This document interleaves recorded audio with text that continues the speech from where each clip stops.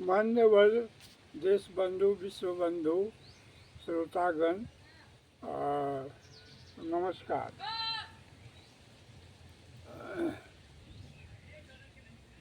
आज मैं अपने घर परिवार के बारे में कुछ आपको बतला रहा हूँ।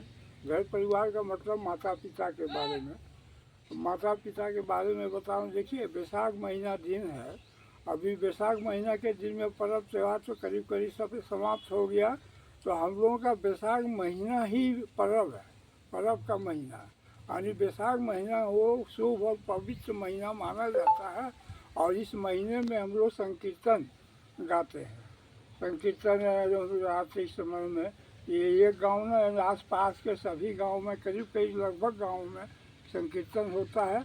और संकीर्तन से भगवान का कीर्तन होता है और इसमें लोग भक्ति भावना से कीर्तन गा के आनंद लेते हैं। तो ये जो है तो हमारी माता की परंपरा में है। माता पिता है जब वो थे बचपन अवस्था में ही रामायण महाभारत इसी गई बैसाख महीना में पढ़ती थी। रामायण की किताब, महाभारत की किताब, या सत्संग बैठता सब औरत लोग बैठ कर के एक जगह, तो उसमें वो भागवत पुराण की कथा, गीता की कथा, गीता का ज्ञान की बुक प्रवचन, ये सब होता था, होते आ रहा था हर बैसाख में।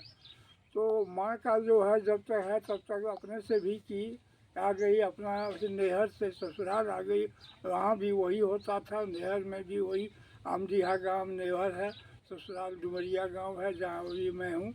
यहाँ भी वही रामायण महाभारत गीता भागवत पुराण की बात हमेशा होते रहता था।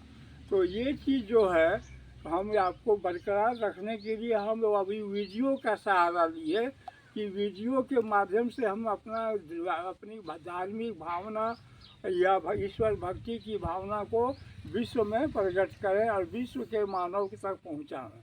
जैसे माता पिता गांव में समाज में पहुंचाती थी, तो अभी हम गांव समाज से भी आगे विश्व तक देश भर तक ले जाते हैं और उसी को हम आपके यहाँ प्रवचन के रूप में आप लोगों को देते हैं। अब आप लोगों को सुनने में अच्छा ही लगता होगा। ईश्वर का नाम कैसे भी हो, ईश्वर का गुणगान, ईश्वर स्वभाव कीर्तन अच्छा ही सबको लगता है और अच्छा ही लगेगा। और वो बात है, रह गया बात है कि यूट्यूब, फेसबुक, इंस्टाग्राम, गूगल ये सब बिजनेस पॉइंट ऑफ व्यू से खुला है।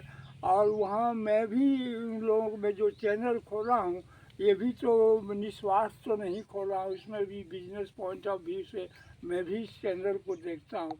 इसीलिए समय समय पर आपको मैं कहता हूँ कि आप सब्सक्राइब करें। ये बिजनेस पॉइंट ऑफ व्यू से है, लेकिन धार्मिक भावना के लिए जो है मैं आपका सिर्फ उपदेश देता हूँ, आपके स्वास्थ्य के हित के लिए, आपके फायदा के लिए, आपको अपने धर्म का समावेश हो जाए और धर्म से आपका जो है विचलित हुआ जो मन है, ध्यान है, वो सब सुधर जाए और सही अकल हो जाए। अकल के सीध में आके सही सही निर्णय ले और अपना मन जीवन को सफल बनाओ। यही मेरा विशेष उद्देश्य आप लोगों के साथ है और इसी के बारे में मैं प्रवचन देता हूँ। पुराना जो धर्म ग्रंथ से भी देता हूँ कभी उसका उदाहरण। ये सब मेरा अपना ज्ञान है, ये नहीं कि मैं किताब पढ़ के आपको ज्ञान दे रहा हूँ, कोई बात नहीं, कभी किताब नहीं। जो भी है सब हम सुनी हुई विद्या को और अपने ईश्वर की दिया हुआ ज्ञान से ज्ञान बढ़ते गया, वही ज्ञान आपको अब तक पहुँचा रहा हूँ।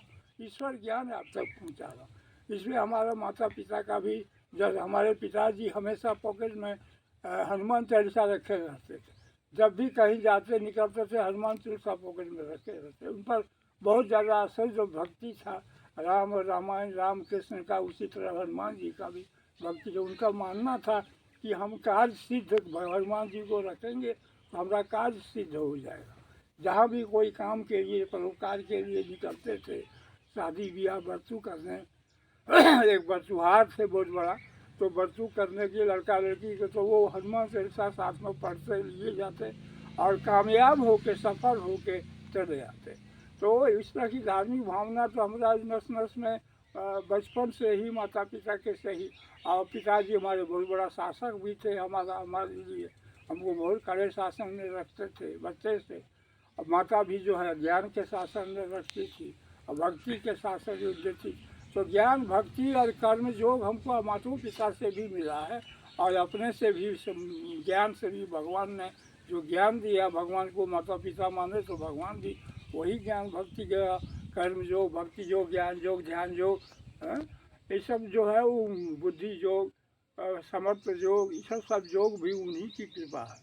तो इसलिए आप लोग इससे हमसे जितना मदद चाहिए, जितना सहयोग चाहिए, मैं देने के लिए तैयार हूँ। और आप लोग भी उसी तरह श्रद्धावान बनिए, भगवान के नाम पर सुनिए और भगवान के नाम पर फायदा लीजिए। इससे ज़्यादा और क्या कहूँ, धन्यवाद कहता हूँ। और आज की बात इतना ही है, फिर अगला समय में फिर मैं आगे की बात बताऊँगा। धन्यवाद।